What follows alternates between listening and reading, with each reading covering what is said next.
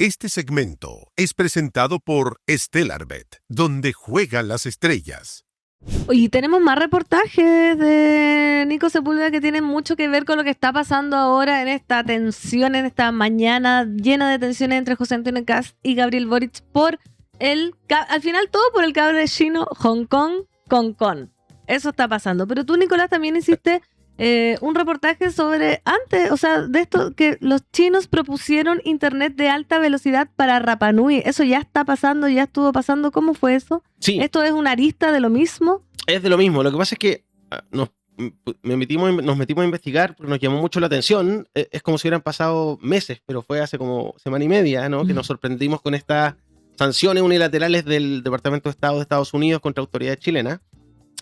Y ahí nos pusimos a reportear y pudimos reconstruir la historia de este cable China-Chile que va de Valparaíso a Hong Kong. Es un proyecto súper antiguo ese, ¿no? Se empezó a negociar en el segundo gobierno de Michelle Bachelet, se hicieron algunos intentos con Sebastián Piñera y ahora se estaba retomando por un grupo de empresas chinas.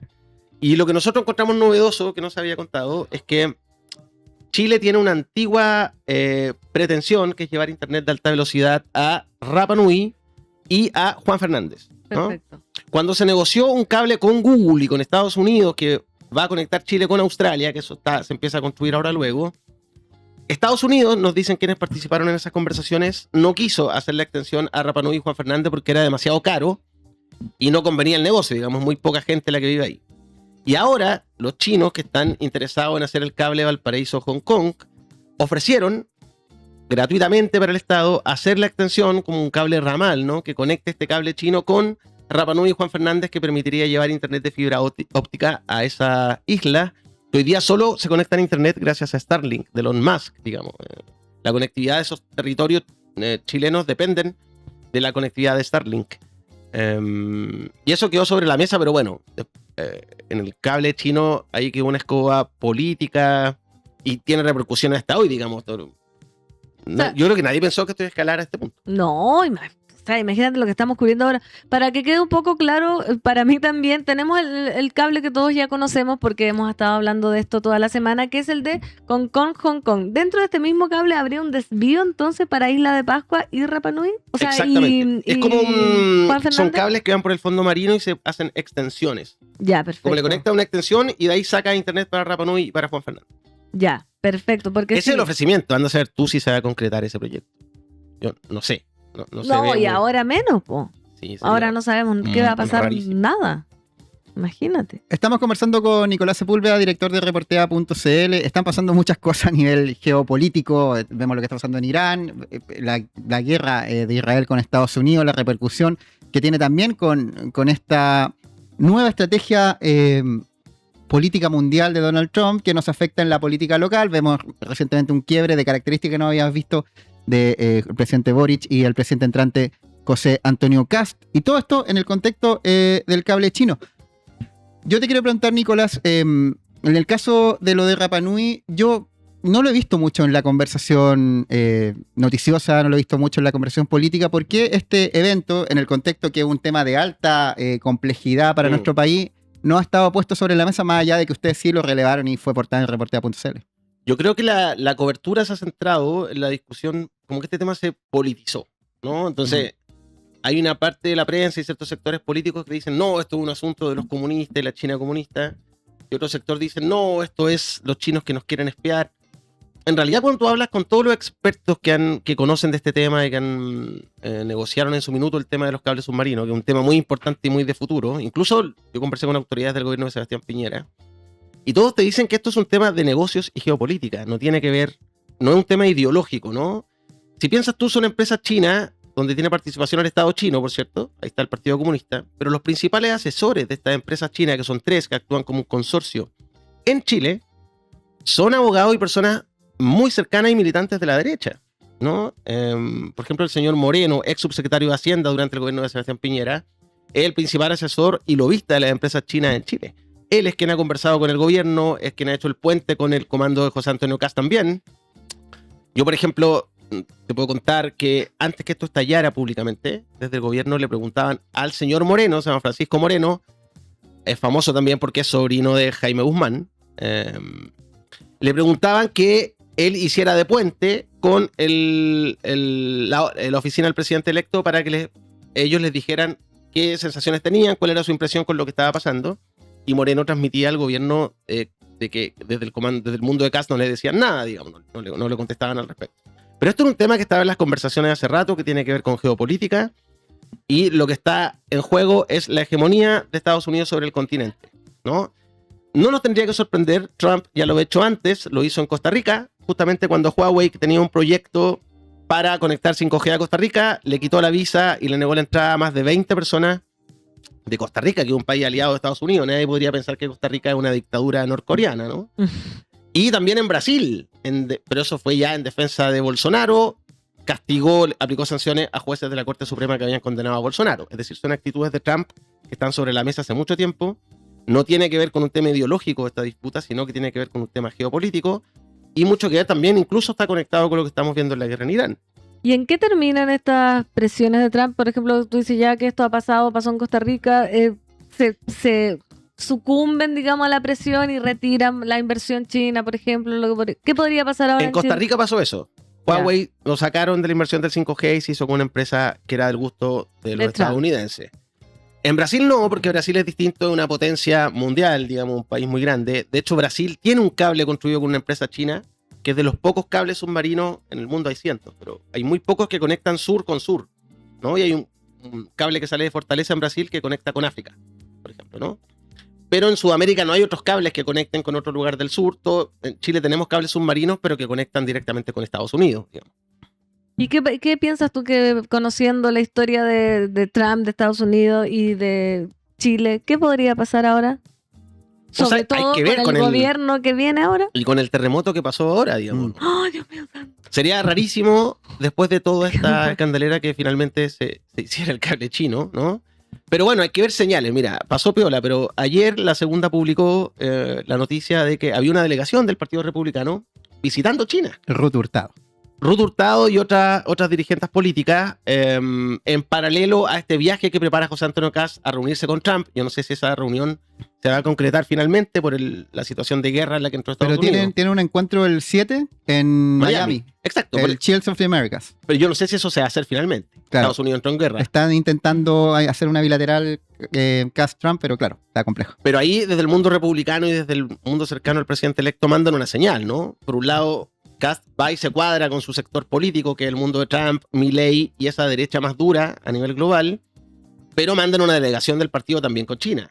Es decir, Chile depende mucho del negocio chino. Nuestras principales exportaciones van para allá, son muy superiores el dinero que entra al país desde China que desde Estados Unidos, y yo me imagino que desde el mundo republicano entienden que no pueden tampoco cortar toda relación con China, ¿no? Y lo interesante del tema del cable es que pone también en cuestión quién ronca más en la derecha chilena, ¿no? Y los sectores más ideológicos cercanos a Trump y que quieren cuadrarse con ese mundo, y la derecha más empresarial también. Claro. Que tienen muchos negocios. O sea, ayer el profe Vidal nos decía que nosotros tenemos como intercambio comercial gigantesco con China. De hecho, más con China que con Estados Unidos. Y mucho más, es más del doble. Y tanto en importaciones como en exportaciones. Ya, pero ¿qué pasa, por ejemplo, si los empresarios se ponen, ya no, necesitamos mantener estos negocios versus la presión política de Trump? Como ¿qué va a ganar? Es que yo creo que hay elementos que no conocemos. Por ejemplo, cuál es la diplomacia y qué está poniendo China sobre la mesa. Porque tenemos a Trump que grita y todos sabemos lo que está haciendo y qué es lo que quiere. Pero la embajada emitió un comunicado, no sabemos mucho más. No sabemos si China tiene alguna amenaza, ¿no? Ayer en el Diario Financiero publicaron que una alternativa, si Chile no aprobaba el cable, era construir el cable con Perú. Y efectivamente ese cable iba a ser una entrada de Asia a Sudamérica. Entonces, a Chile le habría oportunidades económicas también. Recordemos que este cable es parte del consorcio Chile-China Express. Está integrado por China Telecommunication Corporation, China Mobile Communication Group y China United Network Communications Group. Yo entiendo, Nico, que más allá de la situación política, en términos de permisos, todavía falta que varias instituciones, para que el cable comience a operar, más allá de lo político, tienen que aprobarlo, ¿no? Y son varios los trámites que quedan. Son un montón. Eso me lo recalcaron todas las fuentes con las que conversé. Hay toda esta escandalera por si la Subtel, porque la Subsecretaría de Telecomunicaciones tiene que aprobar el primer permiso, que es una concesión para construir un cable submarino. Pero si la Subtel llegara a firmar ese permiso, que después nos enteramos que se firmó y después se anuló, ¿no? Ujú. Pero si la Subtel lo aprueba, por ejemplo, y el gobierno de Gabriel Boric lo deja aprobado, el proyecto tiene que pasar por otros 12 permisos con distintas instituciones. Mira, El más complejo, dale nomás. acá tengo algunos. El CHOA, Directemar y Capitanías del Puerto, Servicio de Evaluación Ambiental, Subsecretaría para las Fuerzas Armadas, Municipalidades, Ministerio de Vivienda y Ministerio de Obras Públicas. ¿Cuál es el más complejo? Todos los que están relacionados con la Armada, las capitanías de puerto, el CHOA, entre otros. ¿Por qué? Esto me decían los expertos que conocen del mundo diplomático. Digo. La Armada tiene una colaboración estrechísima con Estados Unidos. Muy estrecha. De hecho, el cable que sale hacia Estados Unidos, el cable submarino que tenemos actualmente en Chile, sale desde Playa Ancha, donde está la Armada, digamos. Me decían que era muy difícil que la Armada concediera esos permisos sabiendo la actitud de bloqueo en la que está Estados Unidos respecto a este proyecto. Entonces, en realidad faltan muchos pasos, es muy complejo que esto vaya a salir, digamos. Ciertamente hay como, siento yo que se ha hecho como una escandalera y una discusión muy apresurada respecto al cable. Como que en realidad se ha usado para la disputa política y el combate político, porque en realidad seriamente que Subtel firmara ese permiso no significaba nada. No es que el cable se terminaba aprobado solo con esa firma, digamos, para nada. Es que se levantó mucho polvo. Entonces imagínate lo que hemos llegado con el cable, que ahora sabemos que faltan muchas instancias previas para que se aprobara y se instalara finalmente. Pero Exacto. desde el punto de vista global, la inquietud de Washington hace sentido, es decir, realmente es una posibilidad de espionaje de China a la, ¿cómo lo llama Trump? Al hemisferio de donde Estados Unidos tiene Una su esfera de amenaza influencia. regional. Claro. O sea, que efectivamente en China hay una ley de seguridad aprobada hace más de 10 años que le dice que el Estado chino le dice a su empresa, por motivos de seguridad o de inteligencia, está obligado en ciertos contextos a entregarme toda la información que yo le solicite. Entonces, es plausible que en algún momento uno podría pensar que el Estado chino podría tener acceso al tráfico de datos que van por esos cables submarinos. Y claro, eso puede ser delicado porque por ahí viaja todo, ¿no? Datos financieros, datos de seguridad de los países, etc. Pero de nuevo, cuando me senté a conversar con los expertos diplomáticos que conocen de estos temas, me dicen, ¿y tú crees que Estados Unidos no hace lo mismo con sus propios cables, digamos? Todo el mundo espía. Por eso tiene que ver con un asunto de hegemonía, ¿no? China está muy interesado en tener conexión directa con Sudamérica sin tener que pasar por Estados Unidos para proteger sus datos. Y Estados Unidos quiere mantener el control que tiene con los cables en el continente, donde puede tener acceso a toda la información sin riesgos de fuga, ¿no? Entonces, no es que... Esto no son los dibujos animados, digamos. No es que los chinos sean los villanos y los norteamericanos sean los Rocky, ¿no? Oye, A veces se simplifica mucho como la lectura. y el futuro gobierno no se ha pronunciado respecto a esto, porque se ha pronunciado respecto a todas las polémicas, pero José Antonio Caz no se ha referido a qué piensa él de la instalación del cable chino. Nadie lo ha hecho, ni el futuro canciller Francisco Pérez Maquena ha comentado la situación. O sea, Cuando todo le lo que preguntaron, venga- tiró la pelota al córner. Dijo como, después del 11 de marzo nosotros vamos a ver. Y si no llegara a aprobarse este cable, ¿cómo afecta a Chile? ¿Cómo afecta sus capacidades tecnológicas? ¿Cómo afecta su intercambio con Chile? Chile tiene se propuso hace ya varios gobiernos atrás el desafío de ser como campeones en lo digital en el continente. Y hasta ahora lo ha logrado, digamos. Tú cuando miras los documentos respecto a la situación de los otros países de Sudamérica, Chile tiene los mejores centros de datos, las mejores conexiones terrestres, incluso en la frontera. Por eso entiendo yo también que China eligió a Chile y le propuso el cable submarino por acá, porque tenemos buena conexión terrestre y eventualmente ellos podrían unir esos datos con el cable que tienen en Brasil, ¿no? Entonces, si por ejemplo China no hace el cable con nosotros, lo hace con Perú o con otro país, ciertamente sería una desventaja, ¿no? O perderíamos oportunidades de negocio y de conexiones de otro tipo. Ahí Perú me imagino que también enfrentaría la presión de Washington también para intentar que no sea. Me imagino que Donald Trump va a ir país por país impidiendo que China tenga cualquier mayor injerencia entre su área de influencia, ¿no? Hay que ver qué pasa.